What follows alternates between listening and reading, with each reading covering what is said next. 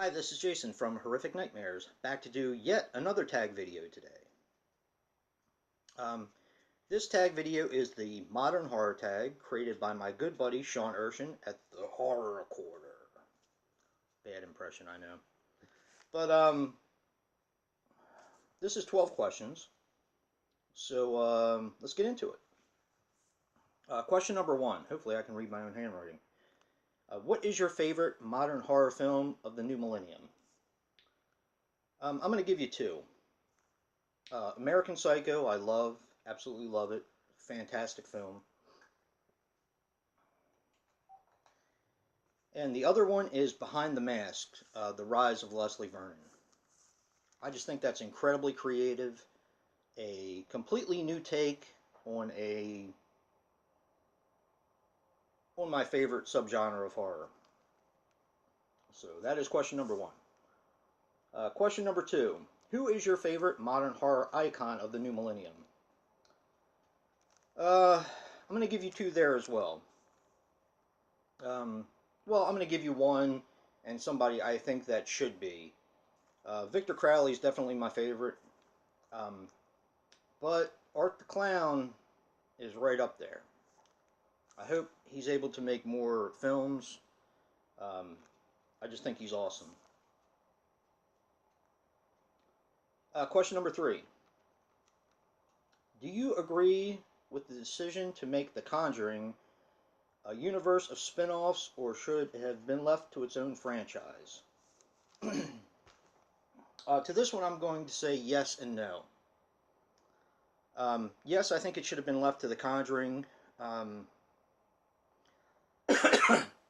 because I think the opinions of some of the films, some of the Annabelle films, and of course The Nun now, tends to diminish the original Conjuring and the sequel. But no, because anytime we can get more horror films of really cool concepts like Annabelle and The Nun, whether they're done good or not, um, you know, the more horror does well, the more movies we get. Unfortunately, sometimes the more movies we get, the more dogs we get. But there are some gems in there too. So, you have to take the good with the bad, I think. Question number four. Is It Follows a modern classic or a shameless ripoff of 80s horror classics? Is it a horror classic? Believe it or not, I'm going to say no. I love It Follows. I think it's great. I think in 5 or 6 years, I don't think many people are going to talk about it anymore. It's generally the movies that tend not to do as well that develop a cult following. Um, there's plenty of case in point, Troll 2. I mean, come on now. I think it's a great film. I don't think it's going to be a cult classic. So that's my answer. Question number five.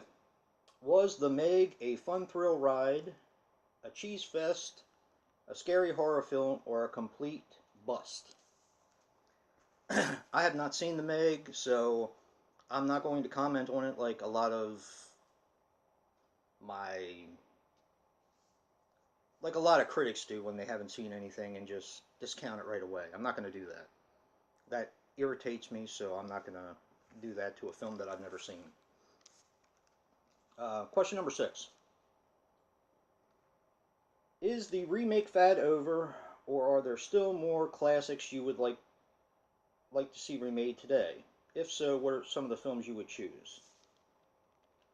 Um, the remake fad is a double-edged sword, okay? And I'm going to explain that. The type of movies that I would like to see remade are movies that didn't do well the first time around.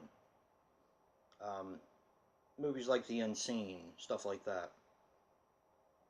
But you'll never see anything like that. You have to have something that gets remade that has a name attached to it. So is the remake fad over? Probably not. Um, but you're not going to basically see any remakes or many remakes because we did have Black Xmas or whatever. You're basically not going to see many remakes of films that didn't get any love the first time. And being a horror fan, some of my favorite movies are movies that didn't really get a lot of love the first time around.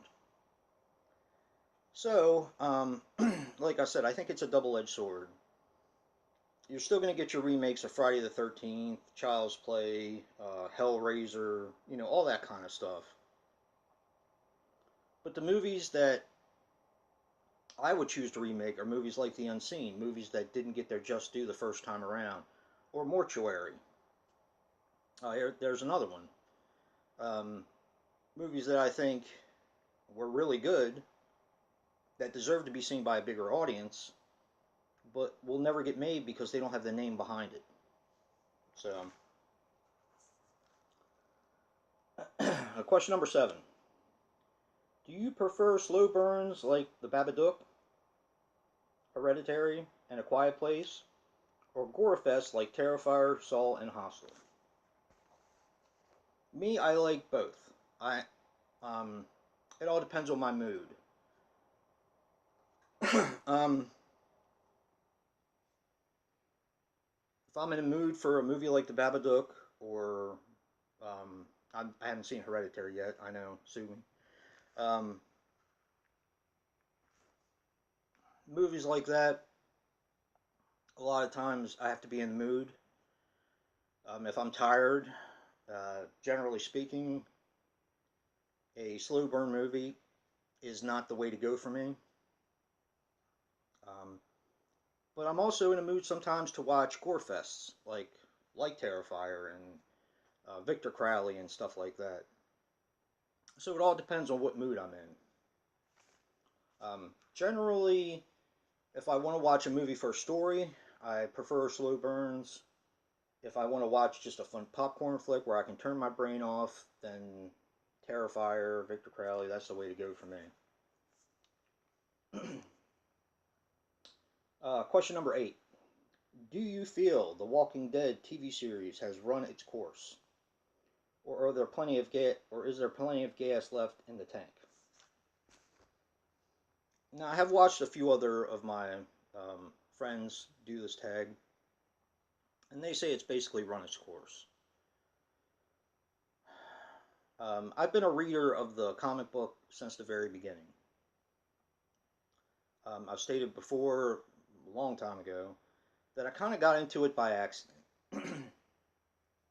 When I used to order comic books, in my catalog to order them, they have a section called Verified Cool. And it gives you different things, different comics in each brand that are supposed to be worth reading. Put it that way. The Walking Dead showed up as Verified Cool. I got the first issue of it many years ago. Wasn't really interested in it because, believe it or not, I'm not really a horror comic reader too much. I'm different when it comes to comic books, although I do read them sometimes now, and I did back then too sometimes. But I also didn't like black and white comics, which The Walking Dead is. And this is I'm kind of waffling, but it does end up there. There is a point to this. The Walking Dead has impressed the hell out of me in all of its 180 some issues now, I believe. It just when I think that there's no more, that there isn't any stories left to tell, it shocks me and tells another decent story. That's kind of the way I feel about the show. Yes, you have 16 episodes in a season split into 2 parts. But at the same time, it's a television show, so you're going to have filler. You're going to have relationships between castmates. you know, you're telling personal stories about people who are living through an apocalyptic time. So I do believe there's plenty of gas left in the tank. I think that there's enough that they don't have to focus on the filler as much. That's just my opinion. But I do think that there's tank gas left in the tank. Yeah, that's what I'm trying to say. Question number 9. Old franchises like Halloween and the Terminator are bringing back the original characters and actors. What other classic series do you think that could work for? Um, well, depending on what they do with Chucky, basically Child's Play, because they kind of been doing that a little bit with bringing Andy back, and yeah, I don't want to say the other thing because if people haven't seen The Cult of Chucky, I don't want to spoil it. um, Jeepers Creepers 3, which was not my favorite film in the franchise, not even close, but there's a part at the end of that. I'm not going to spoil either. Then you have Hellraiser, which I think Doug Bradley could probably eke out a few more, maybe. Um, yeah, that's kind of my answer. Uh, Question number 10. And this is probably going to surprise some people. Does the vampire genre have a place in the modern era? I've said this before that vampires are probably one of my least favorite subgenres of horror, but I do believe it does. I believe it has a place in this era. I believe it needs fresh storytelling. And if it's not fresh storytelling that gets it back in the modern era, it needs to be something like really, really go back to the Gothic, Hammer,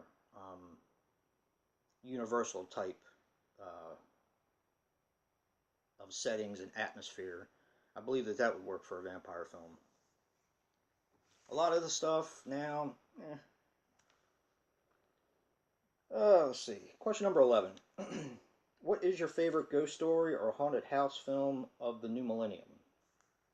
It would definitely be The Conjuring. I like The Conjuring 2 as well.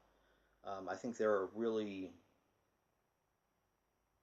really good films, really good storytelling. So, yeah, that would be my answer to that. And number 12. Your thoughts on Stranger Things? Is it a modern masterpiece or just nostalgia and fan service?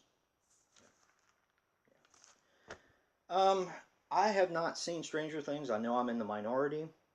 I own the first season. I haven't watched it yet. Um, so I'm not really qualified to comment on that. I've heard a lot of great things about it, so I find it hard to believe it's just nostalgia and fan service. If the story isn't there, people won't tune in. So that's about as good as I can do on that one. Like I said, I'm not really qualified to answer that question until I've seen the series itself. But yeah, that's it.